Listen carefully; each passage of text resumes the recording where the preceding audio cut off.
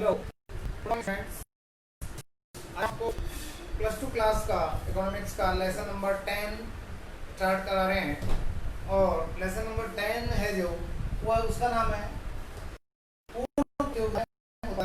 यानी producer equilibrium under perfect competition. इस chapter में हम पढ़ेंगे कि परफेक्ट कंपटीशन क्या है और प्रोड्यूसर का इक्विलिब्रियम कब होता है परफेक्ट कंपटीशन में। तो ये चीजें हम इसमें पढ़ेंगे। सबसे पहले बात करते हैं कि पूर्ण प्रतियोगिता होती क्या है। पूर्ण प्रतियोगिता हमने आपको 13 लेसन में भी बताया था, यानी परफेक्ट कंपटीशन।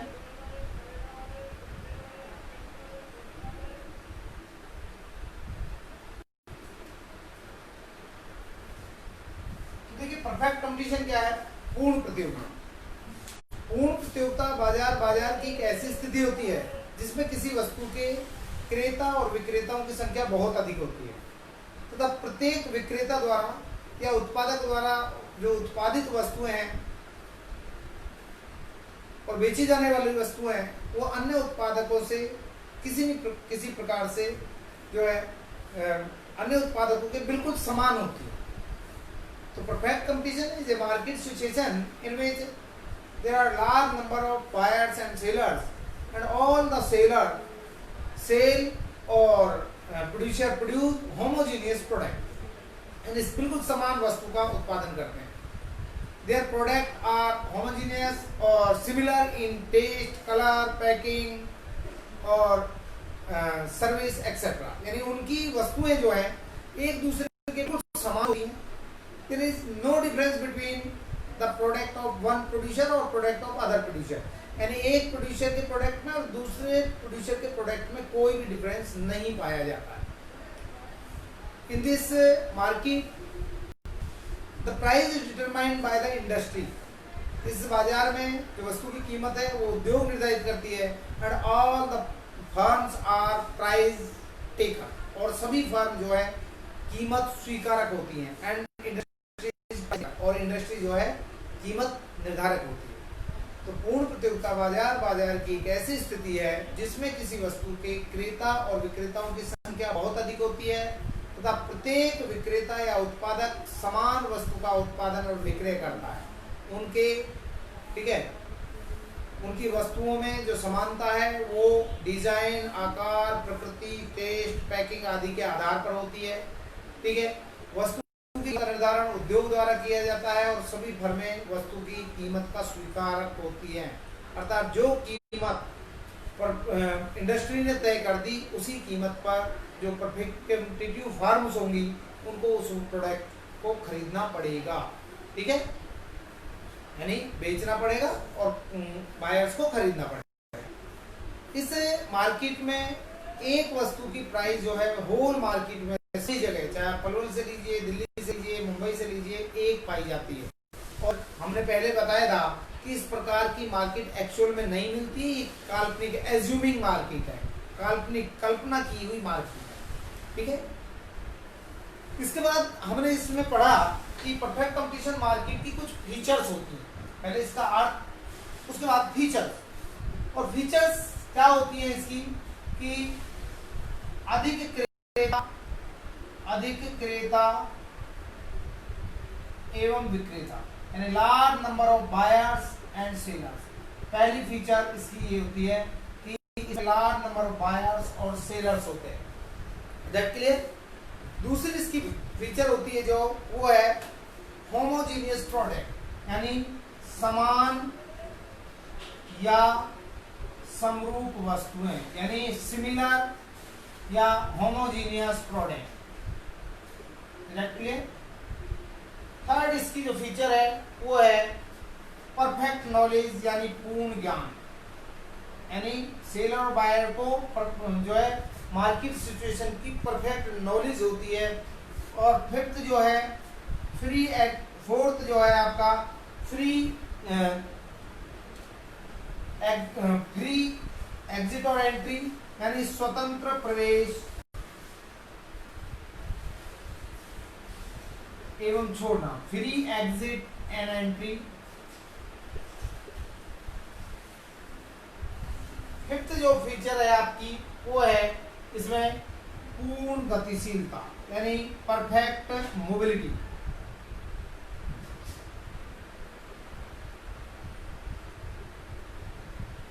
पूर्ण गतिशीलता। सिक्स्थ जो फीचर है आपकी इसमें वो है स्वतंत्र निर्णय, यानी फ्री डिसीजन, स्वतंत्र निर्णय, ठीक है, यानी इंडिपेंडेंट डिसीजन आप इसको कह सकते हैं। सेवन नेक्स्ट जो अतिरिक्त यातायात लागत का अभाव, अतिरिक्त यातायात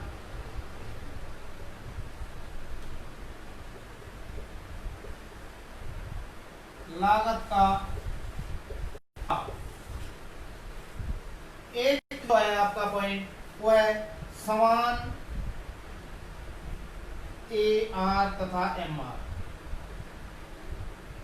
तो ये आपकी 8 फीचर्स जो हमने बताई। इसमें बताया था हमने जो लेसन नंबर 8 था उसमें 13 था कि अधिक क्रेता और विक्रेता, यानी परफेक्ट कंपनी मार्केट में there are large number of buyers and sellers. क्रेता और विक्रेताओं की संख्या बहुत अधिक होती है। द नंबर ऑफ बायर्स और सेलर्स आर सो लार्ज, ये इतनी ज्यादा होती है that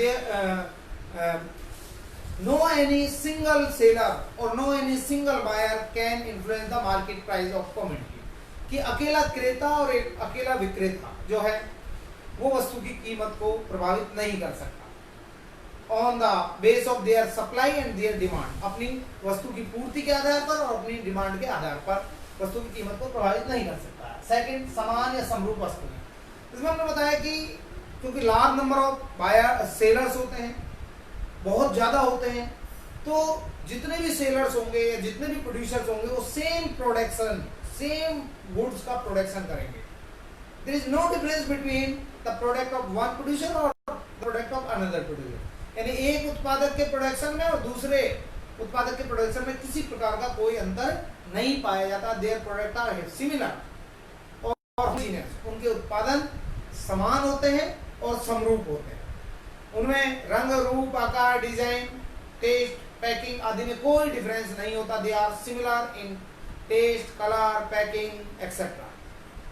so a single price prevailing in whole market of that commodity, इसलिए एक वस्तु की कीमत पूरे बाजार में एक पाई जाती है। जैसे मान लीजिए आज हम देखें कि अगर हम चीनी लाएं, शुगर, तो आज चीनी लेने जाते हैं तो चीनी भी कई वैरायटियों में आपको मिलेगी। कुछ का दाना बारीक होगा, कुछ का मोटा होगा, कुछ का दाना लंबा होगा, कुछ जो है भूरे कलर होगी, कुछ बिल्कुल व्हाइट होगी, क्योंकि डिफरेंस है इसलिए प्राइस भी डिफरेंट होगा।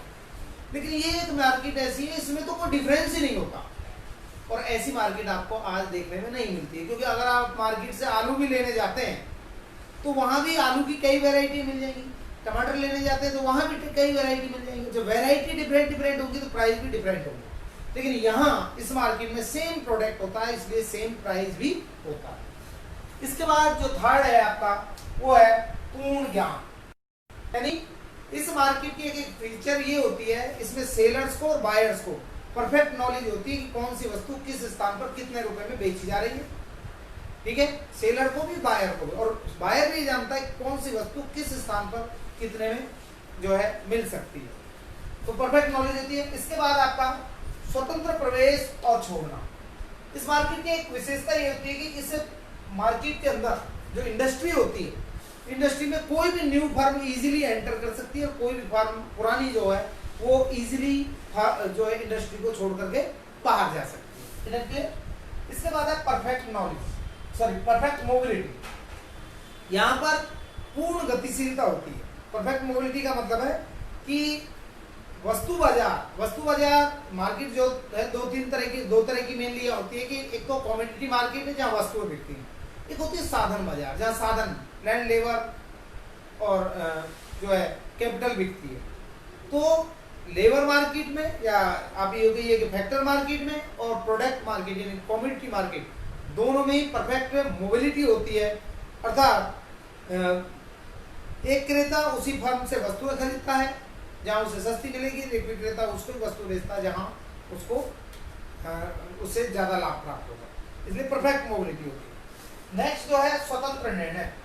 इस मार्केट में प्रत्येक जो सेलर होता है और प्रोड्यूसर होता है उसके डिसीजन जो है इंडिपेंडेंट होते हैं, यानी वो खुद डिसीजन ले सकता है कि उसने कितना उत्पादन करना है और कितनी कीमत रखनी है, अर्थात उस पर किसी प्रकार की कोई अन्य जो बाहरी शक्तियां हैं उनका कोई कंट्रोल नहीं होता, सरकार का कोई हस्तक्षेप नहीं होता।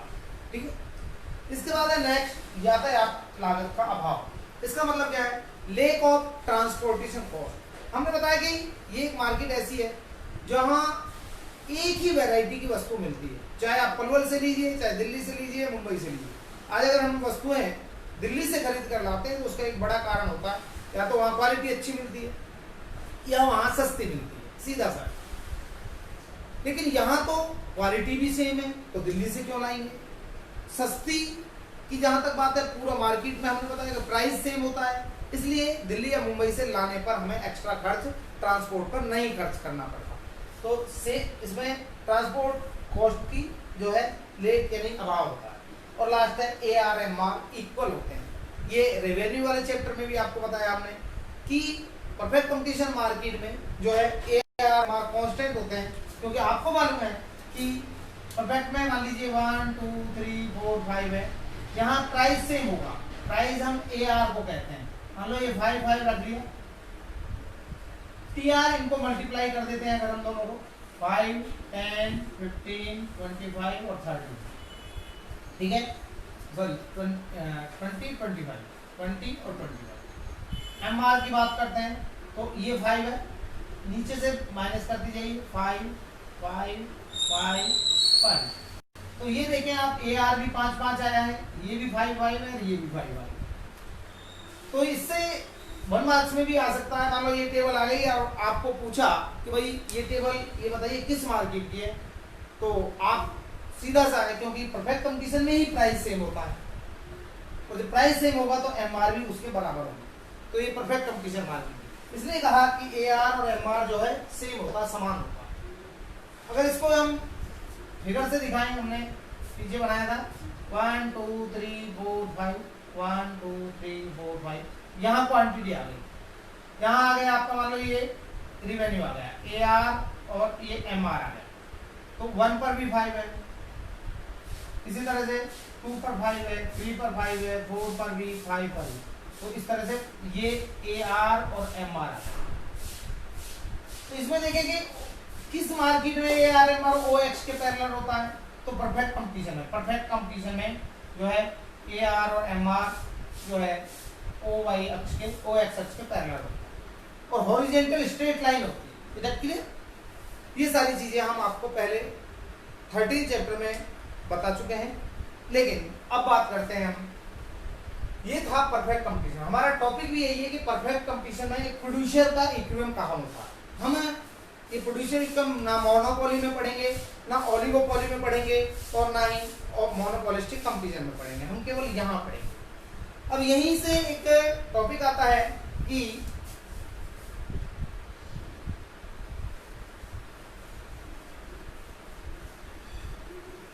ये था परफेक्ट कंपटीशन। इसी से रिलेटेड एक टॉपिक है, वो है प्योर कंपटीशन।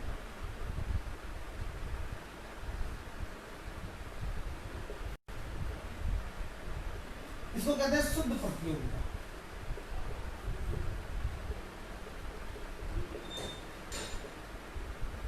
तो बात यहां आती है कि इसमें परफेक्ट कंपटीशन में प्योर कंपटीशन में क्या डिफरेंस है। तो देखिए, एक अर्थशास्त्री हुए हैं जिनका नाम है चैम्बरलिन।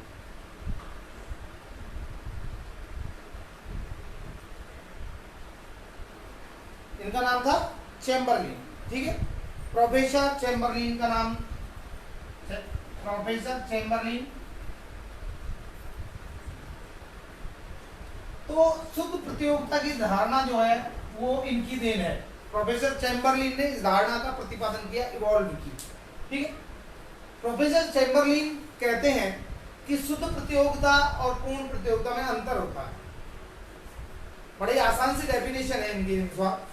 वो कहते हैं कि शुद्ध प्रतियोगिता की 4 विशेषताएं होती हैं, जबकि इसकी 8 विशेषताएं होती हैं। आपकी बुक में ध्यान कीजिएगा, अधिक क्रेता अधिक विक्रेता, इसके लिए भी दो फीचर्स हैं, पहली अधिक विक्रेता, दूसरी अधिक क्रेता, तो टोटल मिलाकर 9 बना दिए हमने, लेकिन इसको कंबाइन कर दिया, ये दोनों आप कंबाइंड भी लिख सकते हैं।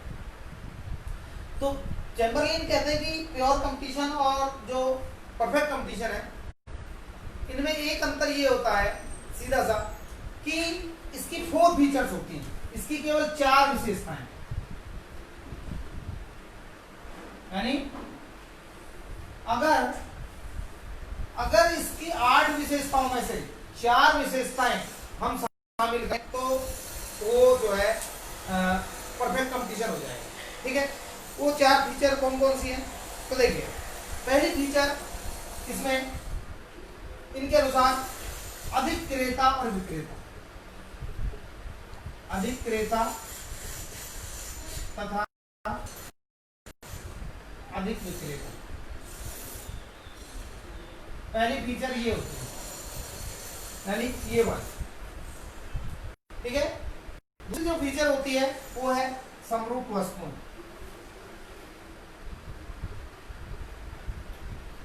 होमोजीनियस प्रोडक्ट, इधर क्लियर। तीसरी जो है आपका वो है फर्मों का प्रवेश और छोड़ना,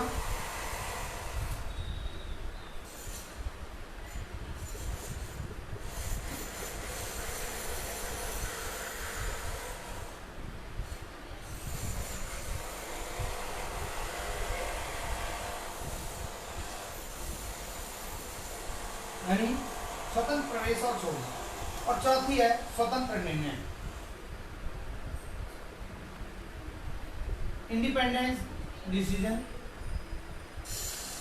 ये तो प्रोफेसर चैम्बरलेन कहते हैं कि अगर पूर्ण प्रतियोगिता में से केवल 4 विशेषताओं को हम ले लें, 1 2 3 4, यानी पूर्ण प्रतियोगिता की 8 विशेषताएं होती हैं, परफेक्ट कंपटीशन की 8 फीचर्स हैं, जबकि प्योर कंपटीशन की 4 विशेषताएं होती है।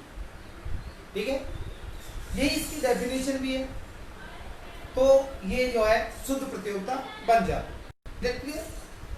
इसके बाद कहता है नेक्स्ट जो टॉपिक, ये समझ में आ गया होगा, आगे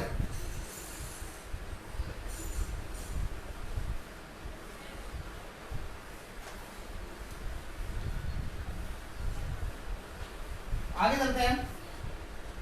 आगे है इससे नेक्स्ट क्वेश्चन है जो कि आगम क्या है।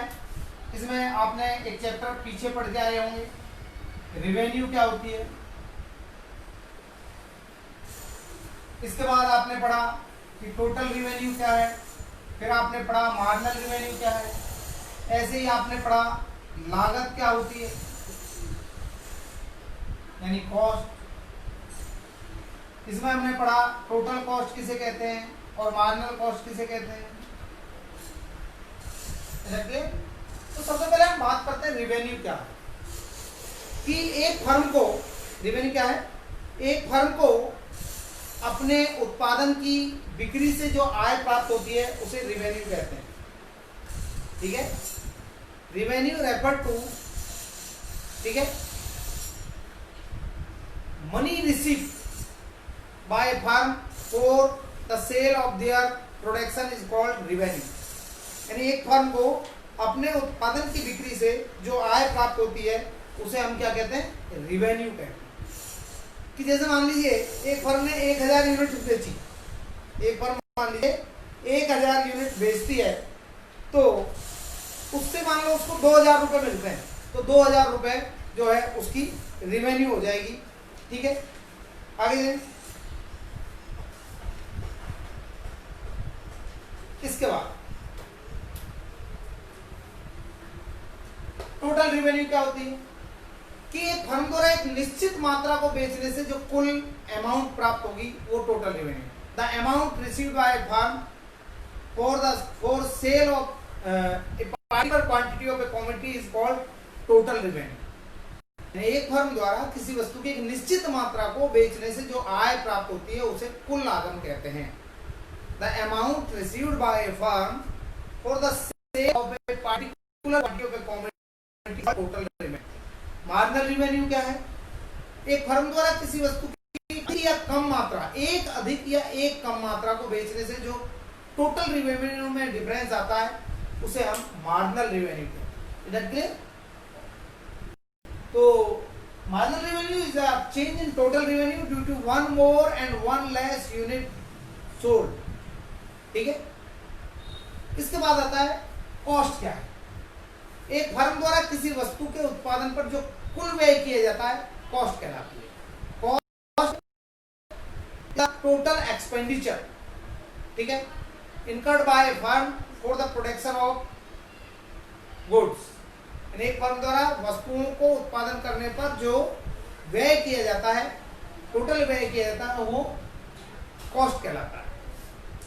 अब कॉस्ट में टोटल कॉस्ट क्या होती है कि एक फर्म द्वारा किसी निश्चित वस्तु की निश्चित मात्रा को बेचने से जो कुल व्यय किया जाता है, it is the total amount spend by firm for the production of a particular quantity of A commodity is called total cost. Clear? इसी में मार्जिनल कॉस्ट क्या है? मार्जिनल कॉस्ट क्या होती है? एक फर्म द्वारा एक एक्स्ट्रा यूनिट को प्रोड्यूस करने या कम यूनिट को प्रोड्यूस करने से टोटल कॉस्ट में जो डिफरेंस आता है।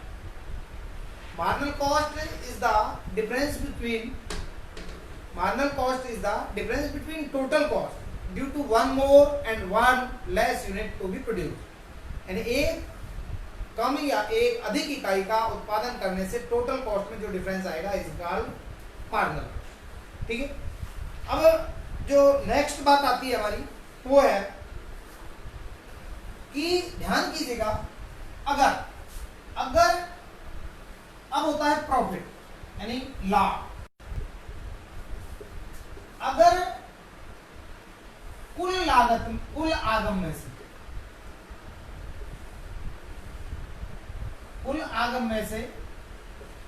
कुल लागत को हम घटा देते हैं, यानी टोटल रिवेन्यू में से टोटल कॉस्ट को माइनस कर देते हैं, तो ये हो जाता है प्रॉफिट। क्या होता है? प्रॉफिट। और प्रॉफिट को पाई, ये साइन आपने पढ़ा होगा, पाई के साइन से दिखा। ठीक है, कहते हैं पाई।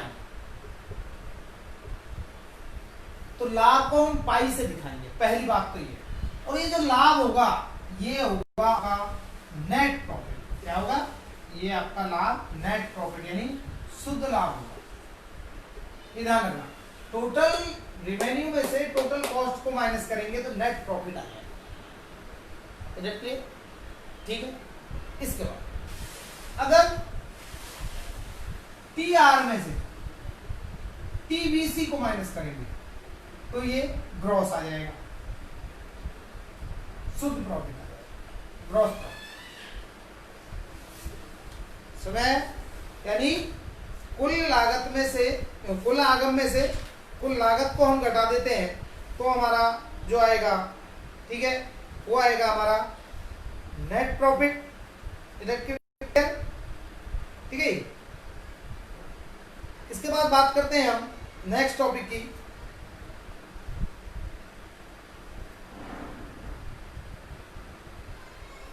और आगे बात है, इससे आगे चलते हैं।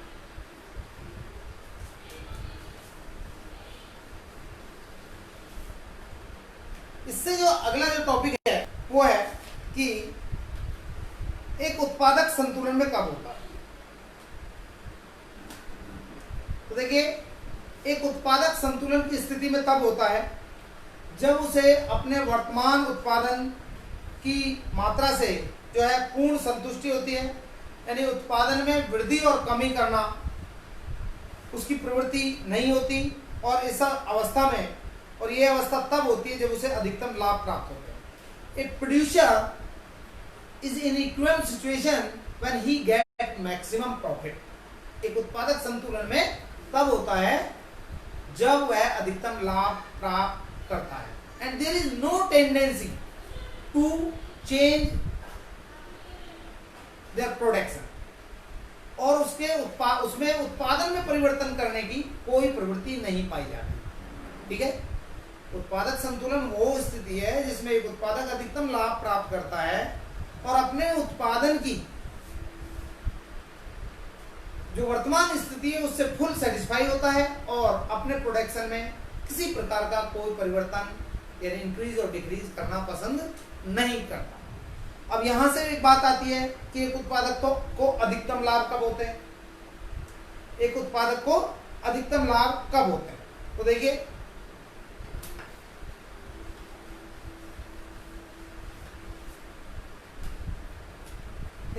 उत्पादक संतुलन,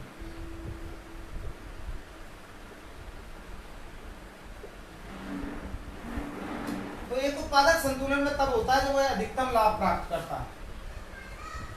एक उत्पादक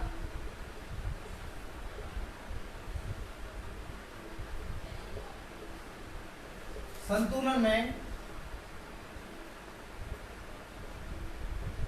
तब होता है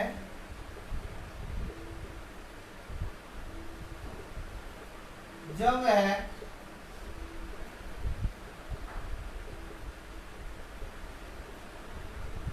अधिकतम लाभ प्राप्त करता है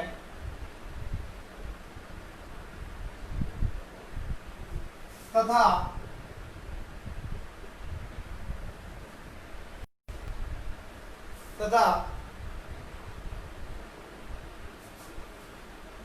अपने वर्तमान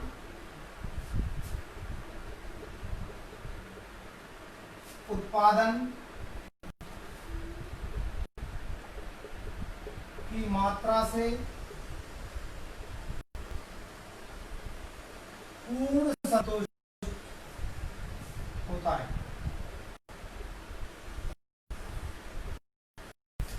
ठीक है,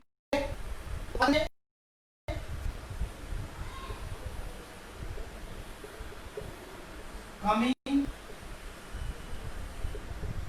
करने की, ठीक है, या वृद्धि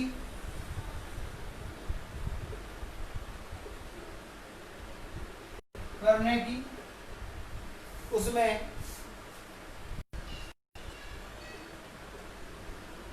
प्रवृत्ति नहीं पाई जाती है।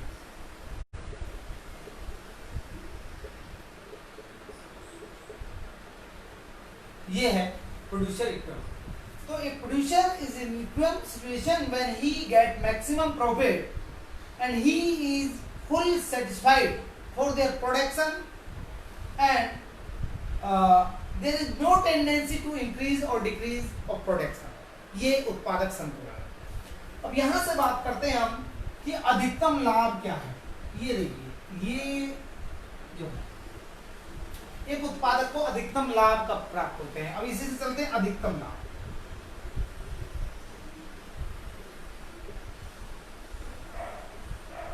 अधिकतम लाभ का मतलब होता है मैक्सिमम प्रॉफिट।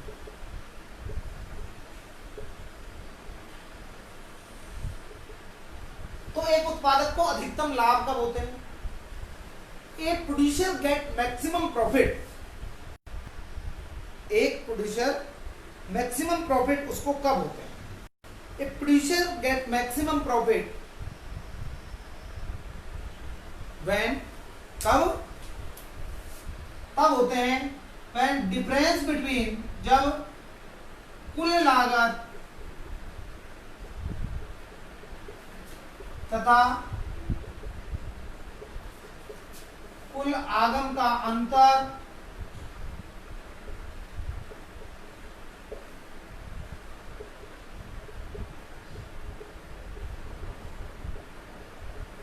अधिकतम होता है। यानी डिफरेंस बिटवीन, यानी टी आर में से अगर टी सी घटाते हैं तो ये ग्रेटर होता है। ये जो है ग्रेटर होता है। टी आर और टी का जो टी सी का जो अंतर है वो जब अधिकतम होता है तो संतुलन की स्थिति में होता है, अधिक लाभ प्राप्त करता है। लेकिन अब साथ में हम ये भी पढ़ेंगे कि अल्पकाल में उत्पादक का संतुलन कब होता है। तो उत्पादक संतुलन को हम दो स्थितियों में पढ़ सकते हैं, एक तो अल्पकाल में और एक दीर्घकाल में। तो देखिए अल्पकाल में और दीर्घकाल में हम पढ़ेंगे। सबसे पहले हम बारी बारी से चलेंगे। पहले अल्पकाल में उत्पादक का संतुलन कब होता है। तो आप ये जानते हैं कि देखिए दीर्घकाल में पूर्ण प्रतियोगिता वाले चैप्टर में आपने पढ़ा था कि दीर्घकाल में एक फर्म को केवल और केवल नॉर्मल प्रॉफिट होते हैं, सामान्य लाभ होंगे। ठीक है, दीर्घकाल जो होता है उसमें केवल नॉर्मल प्रॉफिट होंगे, यहां लिख देते हैं आप। तो देखिए अल्पकाल में और दीर्घकाल, दीर्घकाल में केवल एक फर्म को सामान्य लाभ होते हैं, जिसको हम कहते हैं नॉर्मल प्रॉफिट।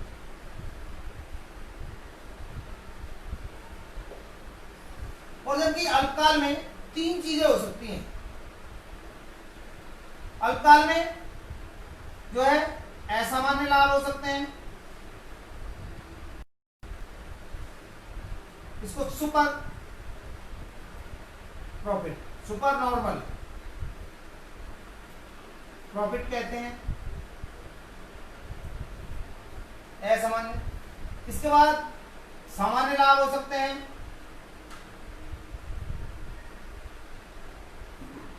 नॉर्मल प्रॉफिट हो सकते हैं, और न्यूनतम हानि हो सकती है।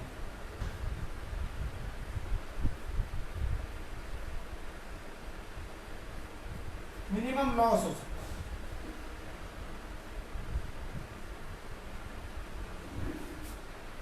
अल्पकाल में तीन स्थितियां हो सकती हैं, और जबकि दीर्घकाल में केवल और केवल एक स्थिति पाई जाती है एक फर्म के लिए। इधर क्लियर, समझ में आ गया होगा। लेकिन अब हम पढ़ते हैं अल्पकाल में उत्पादक का संतुलन कब होता है। तो देखिए अल्पकाल में जो एक उत्पादक होता है उसका प्लांट स्थिर होता है। जैसा हमने बताया कि भाई आप अपनी बिल्डिंग में, आप अपनी मशीनरी में चेंजेस नहीं कर सकते शॉर्ट पीरियड, उसका प्लांट स्थिर होता है। और प्रोड्यूसर जो है केवल परिवर्तनशील साधनों में परिवर्तन करके ही उत्पादन में परिवर्तन कर सकता है। ठीक है, और वो इस प्रकार परिवर्तन करता है कि उसका लाभ अधिकतम हो जाए, उसकी हानि न्यूनतम हो जाए। तो अल्पकाल में संतुलन में दो स्थितियों में हो सकता है, जब उसको अधिकतम लाभ प्राप्त हो रहे हो या न्यूनतम हानि हो रही है। ठीक है, और अब हम उसी को उत्पादक संतुलन को पढ़ते हैं अल्पकाल।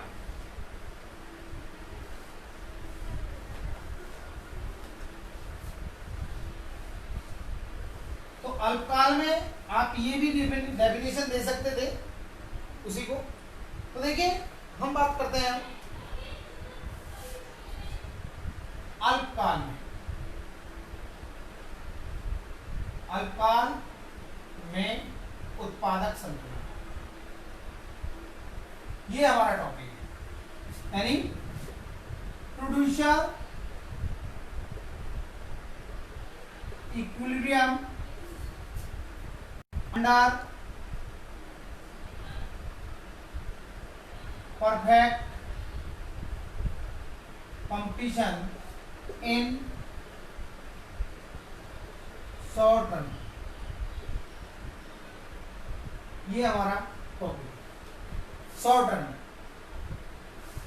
तो देखिए सबसे पहले आप इसका मीनिंग देखेंगे कि अल्पकाल में एक उत्पादक संतुलन की स्थिति में जो है उस समय होता है जब या तो उसको अधिकतम लाभ हो रहे हो या न्यूनतम हानि हो रही है। तो अल्पकाल में उत्पादक संतुलन की स्थिति को दो तरह से हम एक्सप्लेन कर सकते हैं। दो अप्रोच है भाई, दो विधियां हैं। पहली विधि जो है, ए विधि है जो उत्पादक संतुलन की, वो है कुल आगम तथा कुल लागत विधि।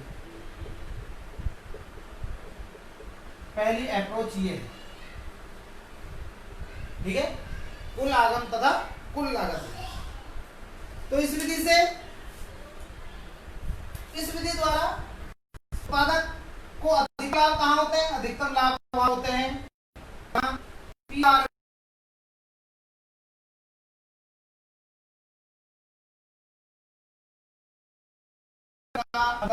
आप ये देखेंगे कि अल्पकाल में एक उत्पादक उस समय संतुलन में होता है जब उसे या तो अधिकतम लाभ हो रहे हो या न्यूनतम हानि होती है। अल्पकालिक उत्पादकत्व को अधिकतम लाभ तब प्राप्त होते हैं जब टीआर और टीसी का अंतर अधिकतम होता है। इसे निम्न चित्र द्वारा दर्शा सकते हैं। अब इस पर चित्र बनाएंगे। तो पहला मेथड हम पढ़ रहे हैं और ये है TR TC approach, TR and TC approach.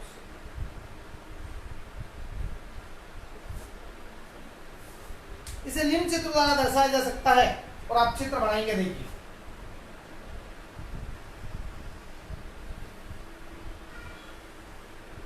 बहुत आसान टॉपिक है, ऐसे टाइप क्वेश्चन आता है 6 मार्क्स में। इधर क्लियर? तो देखिए सबसे पहले यहां लेंगे आप आउटपुट यानी उत्पादन। इधर क्लियर? ठीक है। यहां लेंगे आप कॉस्ट एंड रिवेन्यू, कॉस्ट और रिवेन्यू यानी लागत और आगम। और एक चीज और लेते हैं कुल लाभ यानी प्रॉफिट भी लेते हैं, प्रॉफिट यानी लाभ। ये 3 चीजें यहां डिनोट करेंगे ओ वाई। इतना समझ लीजिए। देखिए आप ये जानते हैं कि परफेक्ट कंपटीशन में, परफेक्ट कंपटीशन के अंदर जो टीआर है वो टीआर होता है, आप बना के देख लेना, और वो पैरेलल टू यानी 45 डिग्री का एंगल बनाता है मिड पॉइंट पर। ये टोटल रिवेन्यू कर रहा है। Under perfect competition TR is parallel make 45 degree angle at origin point. वो जो टेबल अभी बताई थी परफेक्ट कंपटीशन की, कौन सी क्वांटिटी जिसमें 1 2 3 4 5 लिया, एआर हमने लिया या प्राइस लिया 5 5 5 5, टीआर हमने लिया 5 10 15 25 20 और 25। ये जो है टीआर ये हर बार बराबर बढ़ रहा है। जब भी कोई चीज बराबर बढ़ती है तो बिल्कुल ओरिजिन पॉइंट पर 45 डिग्री का एंगल बना। इतना समझ में आ गया, ठीक है? क्योंकि हम यहां पढ़ रहे हैं कि टीआर और टीसी का अंतर अधिकतम होता है, और टीसी आपने शॉर्ट पीरियड में आपको टोटल कॉस्ट वाले चैप्टर में पढ़ाया था कि टीसी कभी भी जीरो स्टार्ट नहीं होती और एस शेप में होती है, यानी टीसी की शेप जो है वो इस तरह से, इस तरह से आपका टीसी करवा जाएगा। टीसी जो है इस तरह से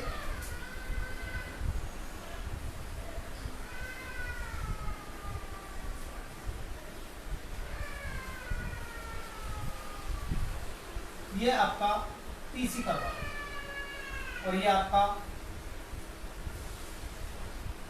टीआर। समझ में आ गया होगा, ठीक है? या और थोड़ा डिफरेंट करते हैं अगर होता है तो।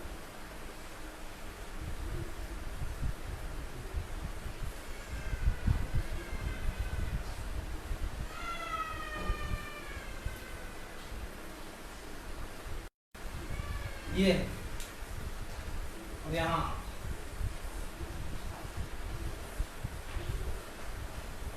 ये क्लियर? देखिए ये टीसी और टीआर दो पॉइंटों पर एक दूसरे को काट रहे हैं। एक तो यहां जहां भी काट रहे हैं उसको नीचे लाइन लगाकर लिखिए ए पॉइंट, और एक यहां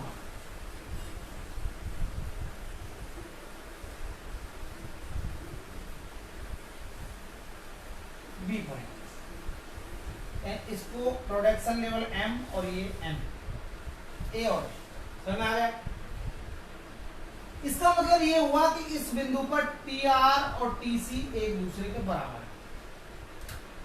यहां पर भी टीआर और टीसी एक दूसरे के इक्वल है, दोनों में।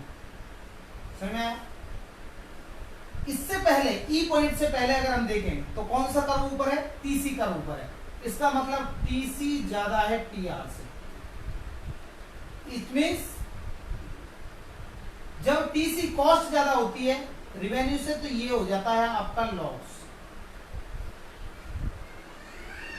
ऐसे ही जब इस बी पॉइंट के बाद देखेंगे तो भी टीसी ऊपर है, तो यहां भी आपका टीसी ज्यादा है टीआर से, और ये भी क्या हो जाएगा, ये भी आपके लिए लॉस हो जाएगा।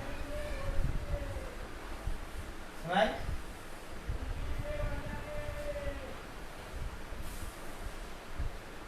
समझ में आ रहा होगा ये करो। तो थोड़ा और क्लियर हो इसके लिए इसको कैंसिल करते हैं जरा।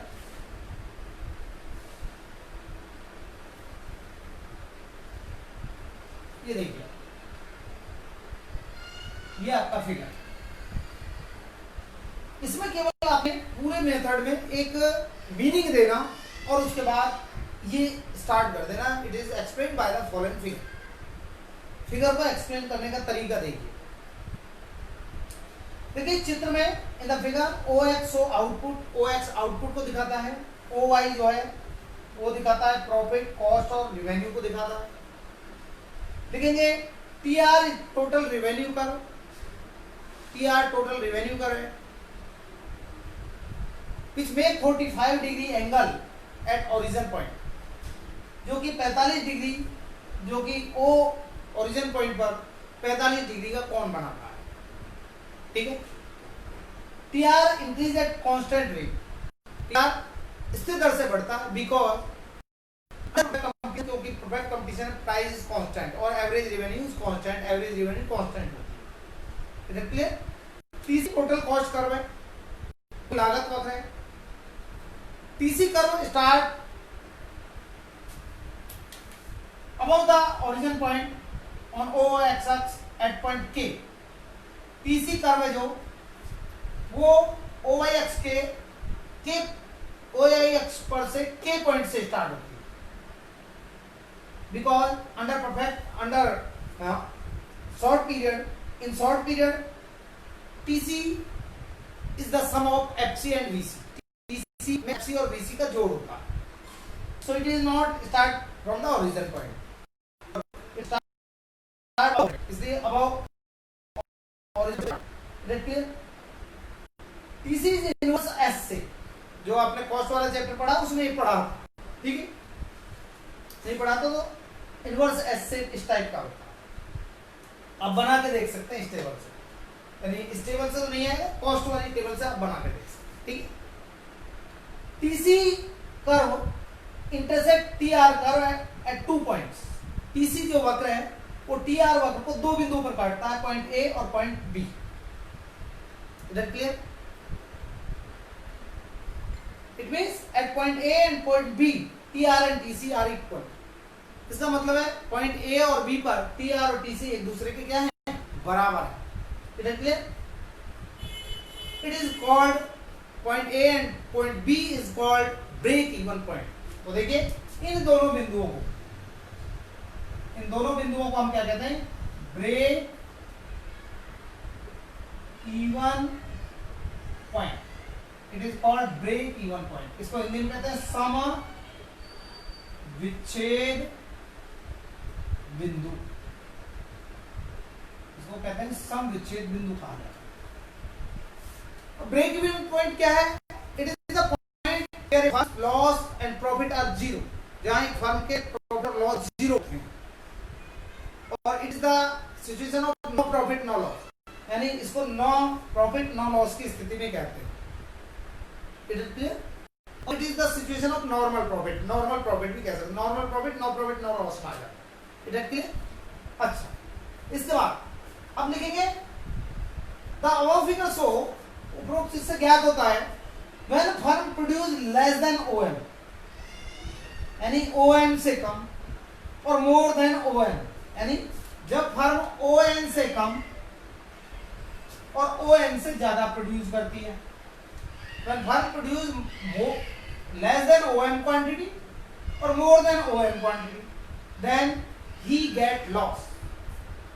तो वो लॉस प्राप्त करती है या हानि की स्थिति में, यही it is the situation of loss. तो लॉस की स्थिति में होगी because total revenue is more than total cost, क्योंकि कुल लागत कुल आगम से अधिक है। क्लियर हो गया। When firm produce OM quantity or ON quantity, जब OM और ON क्वांटिटी प्रोड्यूस करती है, then is the situation no profit no loss, तो वो ना प्रॉफिट और ना हानि की स्थिति में होगी, यानी it is called break even point, ये सम विच्छेद बिंदु होगा। But when firm produce between M and N quantity, जब फर्म M और M मात्रा के बीच में उत्पादन करती है, then it is the situation of profit, तो ये स्थिति जो है उसके लिए प्रॉफिट होगा। क्यों? ये जो एरिया में लगा रहा हूं, ये वाला, यहां पर अगर हम देखें, इस स्थिति में अगर देखें तो यहां पर देखो ऊपर है जो वो TR है, TR ज्यादा है TC से, और ये स्थिति क्या हो जाएगी आपके लिए?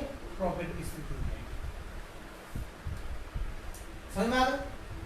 ये प्रॉफिट है। अब हमने कहा कि प्रोड्यूसर इक्विपमेंट वहां होता है जहां उसको मैक्सिमम प्रॉफिट हो।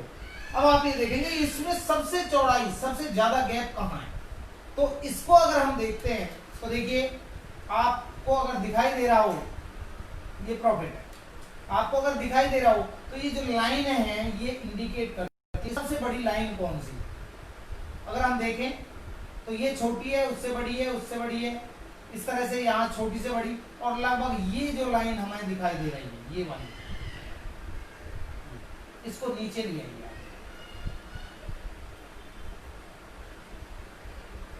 और यहाँ एरो लगा दीजिए, तो ये लाइन इसको आप नाम दे दीजिए RS, जो भी आप चाहें, और इसको दे दीजिए S, और यहां दे दीजिए बेशक Q। तो the figure show when firm produce OQ quantity, then the difference between TR and TC is maximum, तो TR और TC का अंतर अधिकतम है। So the firm is in equilibrium और get maximum profit at the production of OQ quantity, तो firm को अधिकतम लाभ OQ क्वांटिटी के उत्पादन पर होंगे, और it is the situation of producer equilibrium, और यही उत्पादक संतुलन की स्थिति है। It is clear? आप इसको एक बार पढ़ें, समझ में आएगा आपके।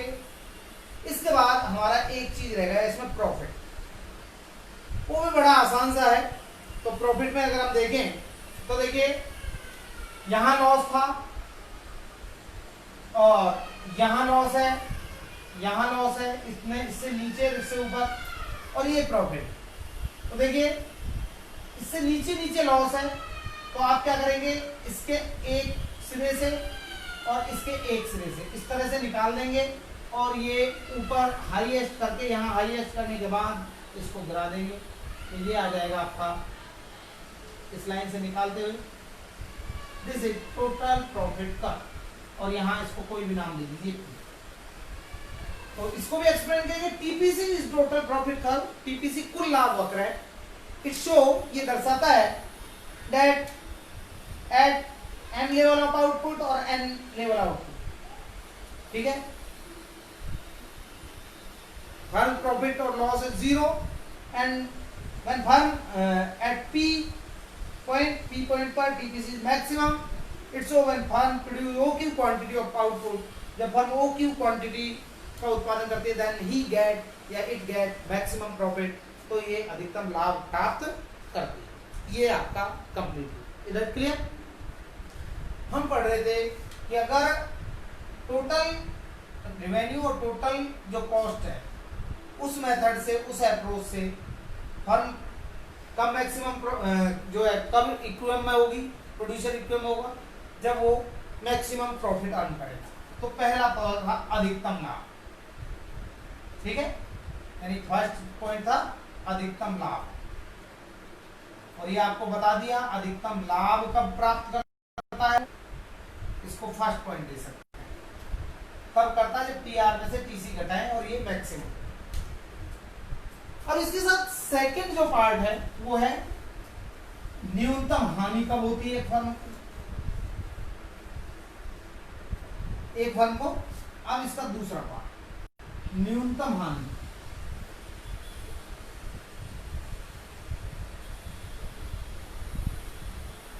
Minimum loss.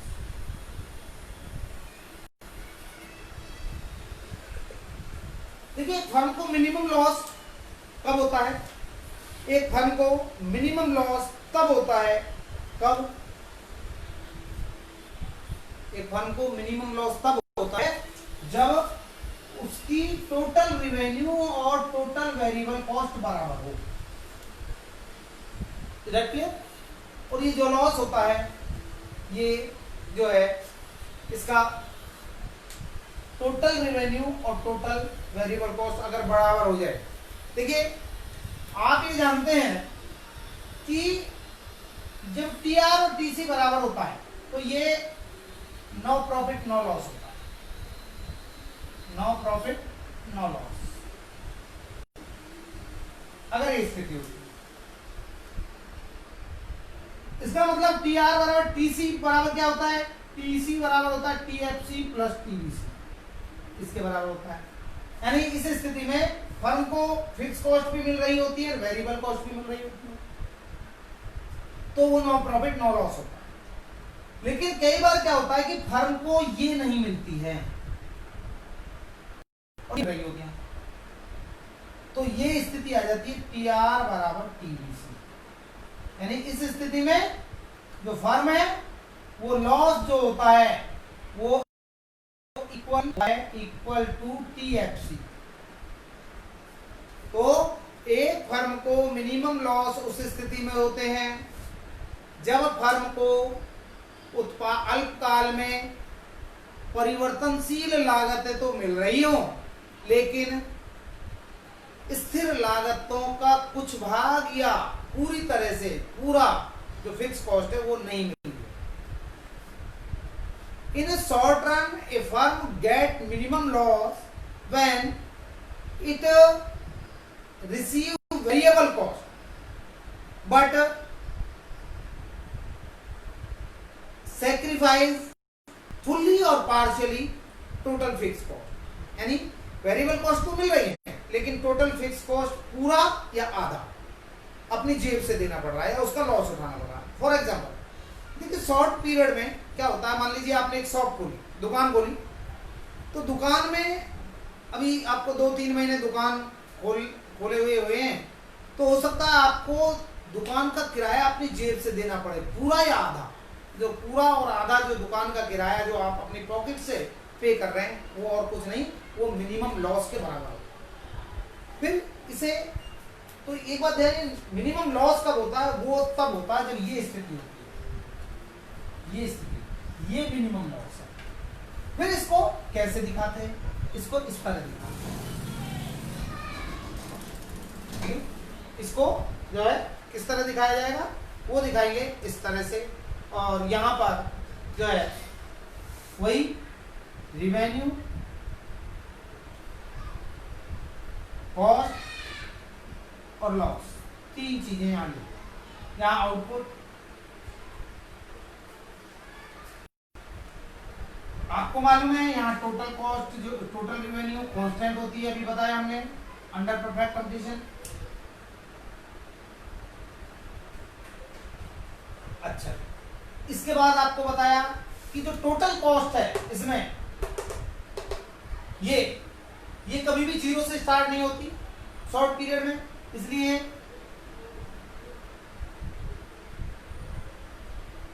इस तरह से टोटल कॉस्ट जो है ये आपका टोटल कॉस्ट आ गया।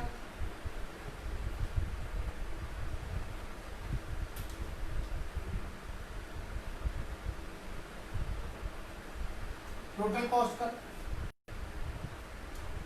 एक टीवीसी आएगी, टीवीसी जो है वो इस तरह से आएगी, बिल्कुल जैसा टोटल कॉस्ट होता है वैसा ही या टीवीसी, टोटल वेरिएबल कॉस्ट। तो आप देख रहे हैं यहां देखिए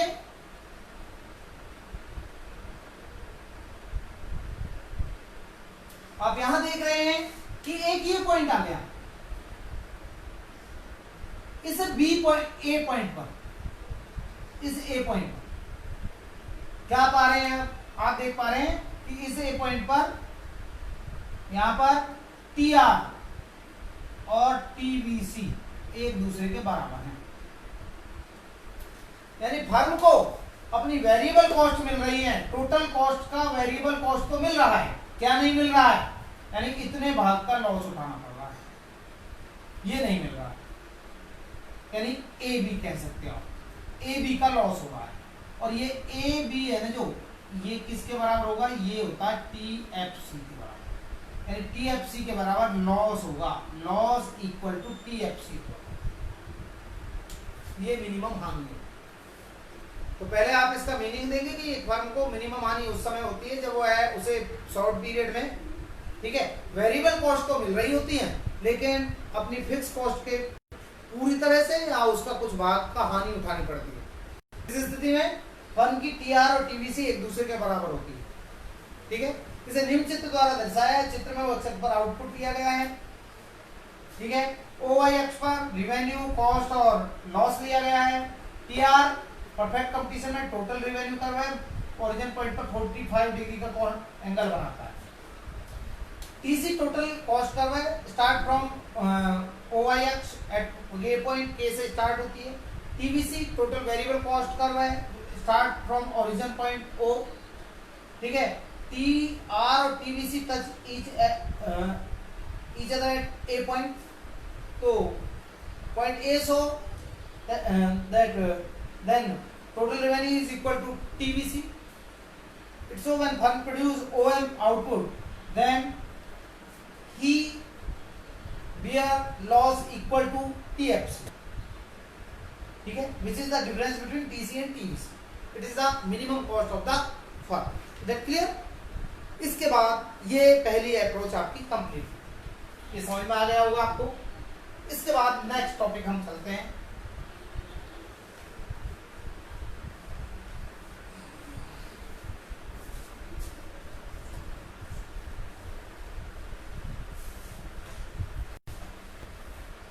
अगला जो हमारा टॉपिक है अल्पकाल में उत्पादक संतुलन की सेकंड स्थिति, और वो है सीमांत आगम तथा सीमांत लागत, ये यानी marginal revenue and marginal cost method कह लीजिए या अप्रोच कह लीजिए, ये आपका सेकंड मेथड। तो देखिए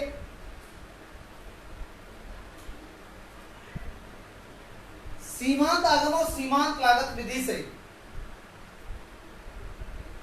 एक उत्पादक संतुलन की स्थिति में तब होता है जब निम्न दो शर्तें पूरी होती है, ठीक है। A producer is in equilibrium situation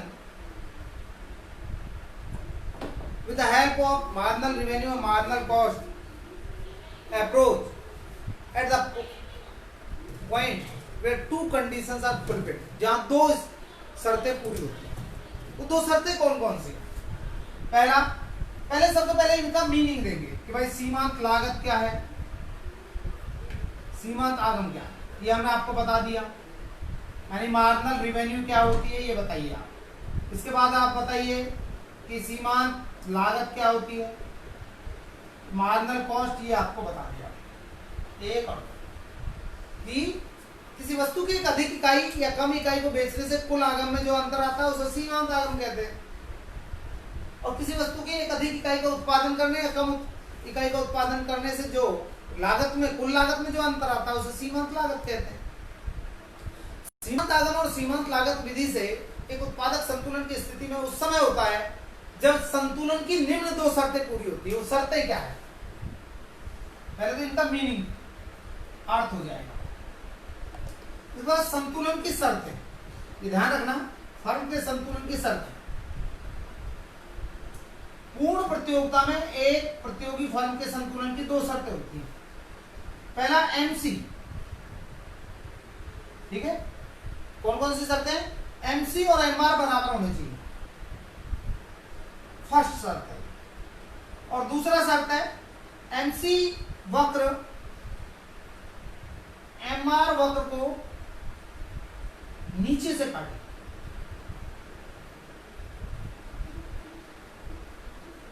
MC curve cut MR curve from below, या यूं कहिए कि MC का ढलान, MC वक्र का ढलान कैसा हो? धनात्मक हो। क्यों? ये दो शर्तें हैं उत्पादक संतुलन। तो a producer is in equilibrium under perfect competition in short period with the help of MC-MR approach when two conditions are fulfilled, जब ये दो कंडीशन पूरी होती है, ठीक है। MC-MR बराबर होने चाहिए और MC वक्र MR वक्र को नीचे से काटे। It is explain by the following figure, इसे निम्न चित्र द्वारा दर्शाया। एक चित्र बनाएंगे इस तरह से, एक चित्र बनाएंगे। इस चित्र में, फिगर में, यहां वही रेवेन्यू और कॉस्ट दो चीजें लेंगे और यहां पर लेंगे आपका आउटपुट। ये सारा हम पढ़ रहे हैं परफेक्ट कंपटीशन है, एक बात ध्यान रखना। ये O X अक्ष है और A O Y अक्ष। आप ये जानते हैं कि परफेक्ट कंपटीशन में AR और MR बराबर होते हैं, ये आपको पता है, ठीक है। और ये भी जानते हैं कि MCU का आकार का होता है।